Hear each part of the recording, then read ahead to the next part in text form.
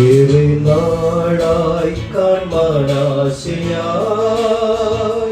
കാത്തിരുന്ന എന്റെ പ്രിയനേ, ഏറെ നാളായി കാൺമാനാശയായി കാത്തിരുന്ന എന്റെ പ്രിയനേ, തേജസ്സോടെ ഞാൻ കാണുന്ന നേരം തിരുമാർവോടണഞ്ഞിടുമേ, തേജസ്സോടെ ഞാൻ കാണുന്ന നേരം തിരുമാർവോടണഞ്ഞിടുമേ, ദൂതസംഘമാകവേ എന്നെ എതിരേൽക്കുവാൻ സദാ സന്നദ്ധനായി നിന്നിടുമേ, ശുഭ്രവസ്ത്രധാരിയായി എന്റെ പ്രിയന്റെ മുൻപിൽ ഹല്ലേലൂയ പാടിടും ഞാൻ, ശുഭ്രവസ്ത്രധാരിയായി എന്റെ പ്രിയന്റെ മുൻപിൽ ഹല്ലേലൂയ പാടിടും ഞാൻ.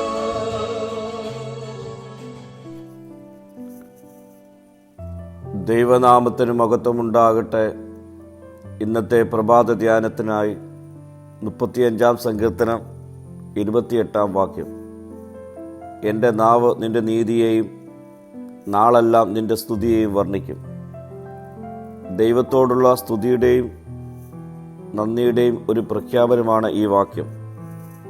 വെല്ലുവിളികൾ നിറഞ്ഞ ജീവിത സാഹചര്യങ്ങളുടെ ഇടയിലും ദിവസം മുഴുവൻ ദൈവത്തിൻ്റെ നന്മയും വിശ്വസ്തയും അംഗീകരിക്കുവാനുള്ള സന്നദ്ധത ഈ വാക്യത്തിലൂടെ ദാവീദ് വെളിപ്പെടുത്തുന്നു.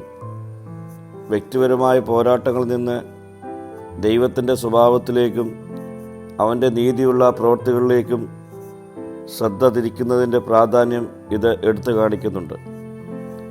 ദാവീദ് തൻ്റെ കഷ്ടപ്പാടുകൾ വിവരിക്കുകയും ദൈവത്തോട് ന്യായീകരണത്തിനായി അപേക്ഷിക്കുകയും ചെയ്യുന്ന ഈ സങ്കീർത്തനത്തിൽ വ്യക്തിപരമായ ആശങ്കകളിൽ നിന്ന് ദൈവത്തിൻ്റെ നീതിയുടെ സ്തുതികളിലേക്ക് ജീവിതങ്ങൾ മാറ്റേണ്ടതിൻ്റെ പ്രാധാന്യവും എടുത്തു കാണിക്കുന്നു.